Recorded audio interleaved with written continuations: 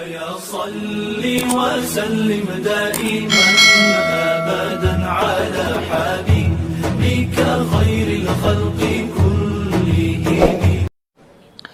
Pak Menteri, Nabi pernah ditanya, Nabi Muhammad SAW, ya Muhammad, untuk apa engkau hadir di dunia ini? Allah menghadirkan engkau di dunia untuk apa? Mencerdaskan kehidupan bangsa? Bukan. Tapi apa tujuannya?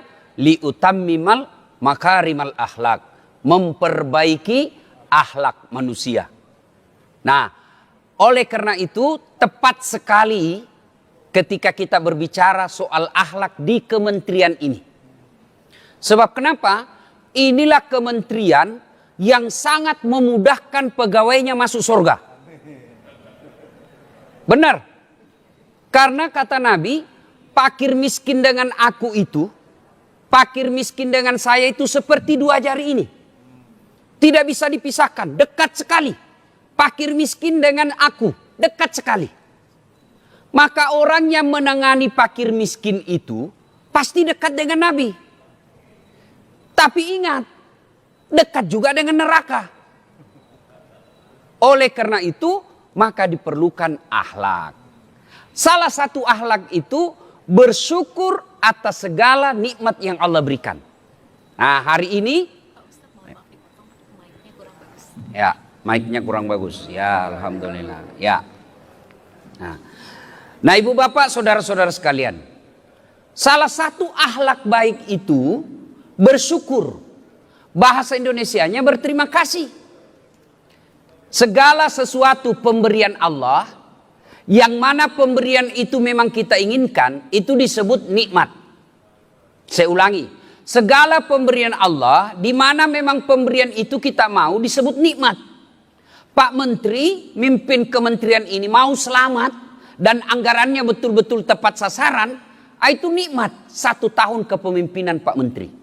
Nikmat. Ada juga pemberian Allah, Allah kasih tapi kita tidak mau, Allah kasih. Namanya musibah. Tidak ada orang mau kena banjir, Allah kasih musibah. Tidak ada orang mau kena kebakaran, Allah kasih musibah. Nah, ini yang kita akan kemukakan dulu.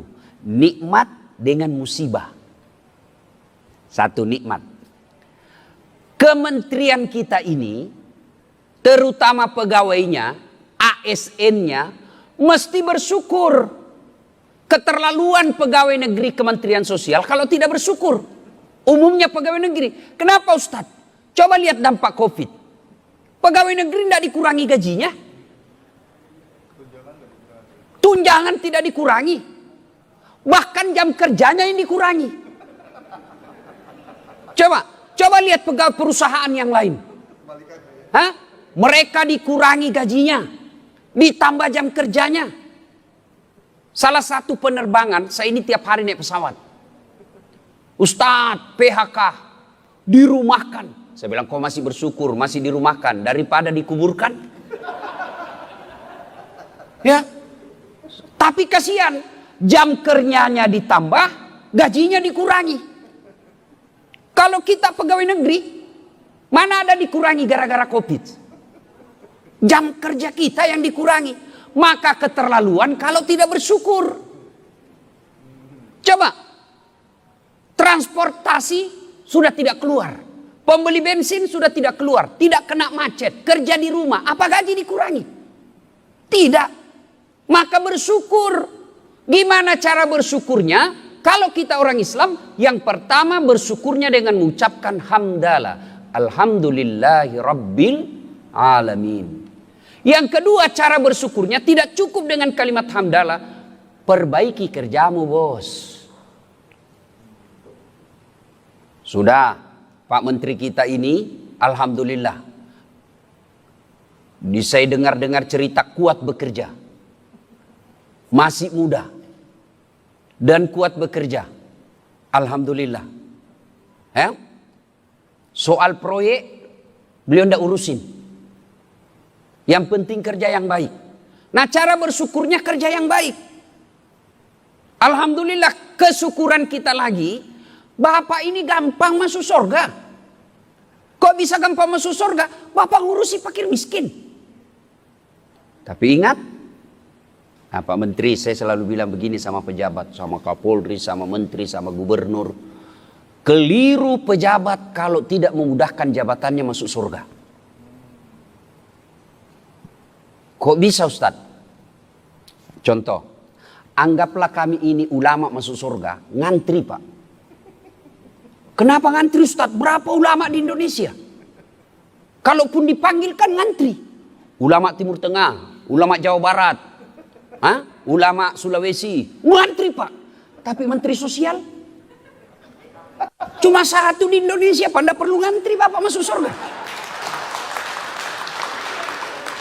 Mana ada ngantri? Menteri Sosial cuma satu di Republik Indonesia. Gampang masuk surga Pak. Tapi ingat, ketika keliru, gampang juga dia didapat. Langsung ya. Mana kiai? Kiai mana Pak Tuhan? Cari itu kiai dari Timur Tengah. Dari Timur Tengah berapa? Dari Jawa Timur berapa? Dicari susah. Tapi begitu dibilang, mana Menteri Sosial Republik Indonesia? Itu Pak Ari Batubara.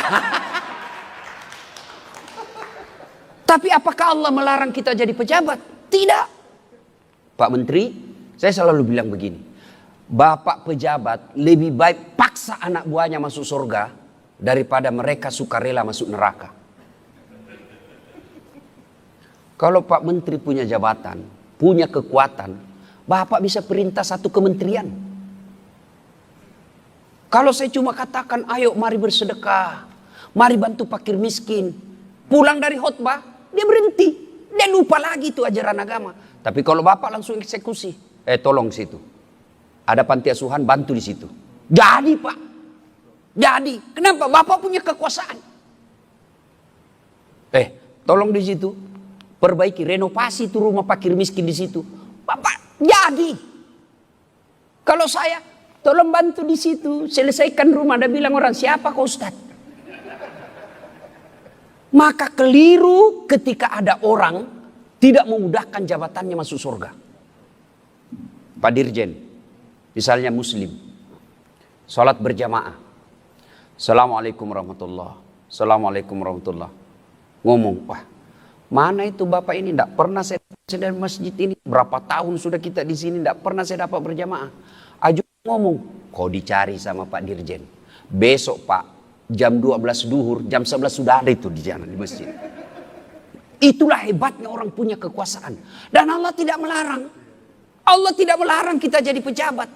Bahkan Umar bin Khattab mengatakan, tidak mungkin kau bisa melaksanakan hak dan batil tanpa kekuasaan. Maka gunakan kekuasaan yang kita miliki untuk masuk surga. Siapa orang baik di antara kita, kata Nabi? Yang paling sholatnya paling bagus? Bukan. Yang tiap tahun naik haji? Bukan. Yang Senin Kamis puasa? Bukan. Sholat berjamaah tiap hari di masjid? Bukan. Lalu siapa orang baik, kata Nabi? Khairun nas anfa'uhum linnas. Yang paling banyak manfaatnya buat orang lain. Siapa orang paling banyak manfaatnya buat orang lain? Kita leni Kemensos. Begitu ada bencana banjir, apa ada KPK di situ? Mensos dulu yang ada di situ, Pak. Ayo. Begitu ada kebakaran, apa Kementerian Agama ada di situ baca khutbah? Enggak, Pak. Mensos. Coba. KPK urusan kalau Bapak salah gunakan anggaran. Tapi saya kira keterlaluan Pak kita kalau masih mau menyalahgunakan Pak. Kita umat Islam selalu kan ketika kita sholat baca inna sholati, itu setiap sholat dibaca itu inna sholati wa nusuki wa mahyaya wa mamati lillahi rabbil alamin. Sesungguhnya hidupku, matiku, ibadahku, sholatku, saya serahkan segalanya kepada Allah. Berarti ini aplikasinya, prakteknya dalam kehidupan kita bekerja ikhlas. Itu ikhlas, luar biasa penghargaan Allah. Kalau Pak Menteri bilang begini, Dasat, kau kerja ini ya, soal honor saya punya urusan. Maka saya paksi maksimal kerja saya, Pak. Kenapa? Saya belum tahu nilainya, maka saya akan bekerja dengan baik. Tapi kalau Pak Menteri, Ustadz kau kerja ini 10.000, maka saya akan kerja seadanya. Nah, saya sudah tahu nilainya. Itulah ikhlas. Kalau Bapak bekerja di Kemensos hanya mengharapkan pujian dari Pak Menteri, capek Pak. Jangan cari muka sama Pak Menteri. Pak Menteri senang sama kita. Kalau istrinya Pak Menteri tidak senang, tidak jalan urusan Pak. Pak, cari muka sama Menteri, capek. Kenapa capek Ustadz? Contoh, ini penyakit manusia. 10 disuruh kerja. Kau kerja ini deh, 10. 9 yang benar, 1 yang salah, yang 1 dipersoalkan Pak. Goblok memang kamu ini. Sudah dikasih tunjangan, dikasih uang bensin, dijamin sopirmu. Ini kau tidak bisa kerja. 9 yang benar, 1 yang salah, yang 1 dipersoalkan. Itu manusia. Beda kalau Bapak mencari ridha Allah. Bapak 10 kerja, 9 1 salah. Yang 1 yang benar, ini yang Allah puji. Maka jangan cari muka sama menteri. Begitu ganti menteri, cari muka lagi. Capek kita cari muka. Maka itu yang disebut kerja ikhlas. Kerja ikhlas. Dan orang yang kerja ikhlas bukan cuma dapat gaji tiap tahun, tiap bulan, tapi dia dapat janji surga. Tapi kalau Bapak bekerja, cari muka, kejar golongan dan gaji, di akhirat nanti, ya Allah, mana pahala aku ngurus fakir miskin 30 tahun? Allah berfirman, kau bohong. Kau ngurus fakir miskin itu kan kau mau cari muka. Kau sudah dapat eselon, kau mau dapat penghargaan manusia. Kau sudah dapat, saya sudah kasih kau di dunia. Sekarang kau tidak dapat apa-apa.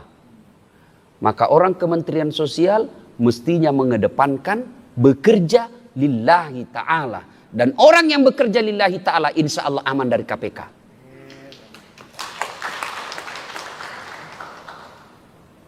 Itu. Tapi ingat, orang di Kemensos juga ini Allah ancam ayat. Oh, tidak tanggung-tanggung ancamannya Pak. Dan Bapak orang Islam pasti hafal semua ini ayat. Ara'aital ladzi yukatsibu biddin. Allah bertanya, tahu enggak kamu pendusta agama?